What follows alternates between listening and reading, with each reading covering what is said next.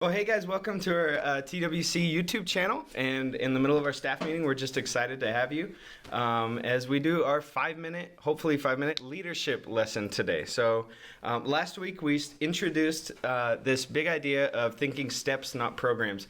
And so if you missed last week, go back and watch week 1 on the channel and check it out. Here's the thing that we talked about. We said that one of the problems that many churches face is a gravitational pull towards over-programming. That they kind of just create a lot of programs, and the problem with that is that it creates a lot of busyness and kind of some sideways energy, and so we want to avoid that. And to avoid that, we said that we need to think in the idea of, does anybody remember? Not programs, but steps. Justin, you get a coffee of your choice real quick from Starbucks. All right, go ahead and grab one. Ooh, the cold brew, good choice. And then, so we said that we need to avoid this because like a batter in baseball, thinking in steps makes us begin with the what? In mind. Good job, Pastor John. Go ahead and grab yourself a Starbucks this morning. You guys are doing good. The peppermint mocha, good choice. Okay.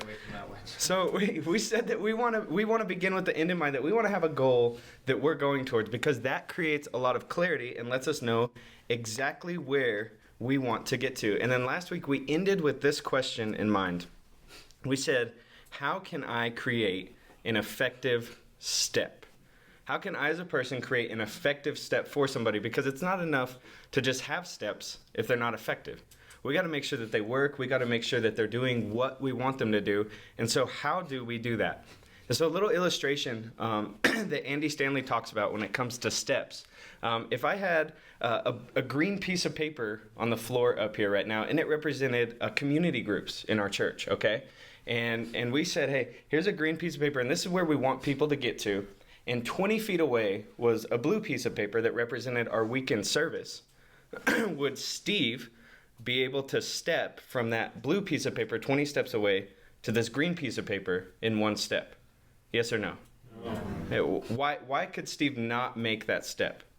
Too far. It's too far. It's too big of a step. And so we want to avoid making steps that are too big for people to make. We want to avoid creating steps that people can't make because they're too big. And so there's three things that every step needs to avoid being too big. And so if you have a way to maybe write this down, put it on your phone real quick, pull out your memo if you're driving, right?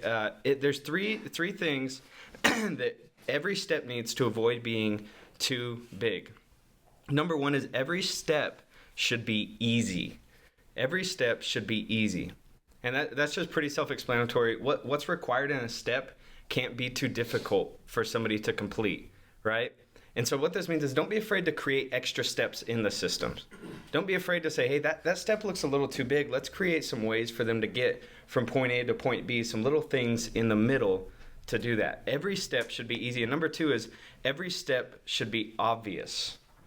Every step should be obvious or very, very clearly laid out. This is one reason we're working on the ministry manuals, to make these steps easy for people to get involved. Because just because you have the right easy steps doesn't mean that people are going to take them. Because you know and I know people don't like stepping into the unknown. People don't like walking into the dark. The first thing you do when you walk into a dark room is look for the light switch because you want to see where you're going. And where a step's located can keep people from going where they need to be if it's located in the wrong place and if it's not obvious. And number three is that every step should be strategic. Every step should be strategic.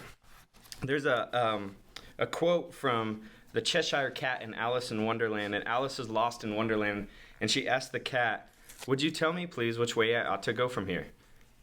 "That depends a good deal on where you want to go," the cat answered. When Alice replies that it really... he says, "That depends a good deal on where you want to go," the cat answers. When Alice replies that it really doesn't matter, the grinning feline says, "Then it doesn't matter which way you go." And so we need to be strategic in this, because if we know where we want people to go, we need to know what the steps we want them to take should look like, because every step will lead you in a direction. But the question is, are the steps that we have laid out leading people in the right direction?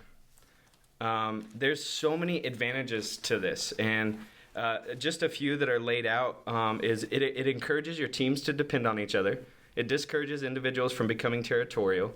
You erase hard lines from departments. You're more likely to uncover anything that's not working. You become more intentional and simplify what you do.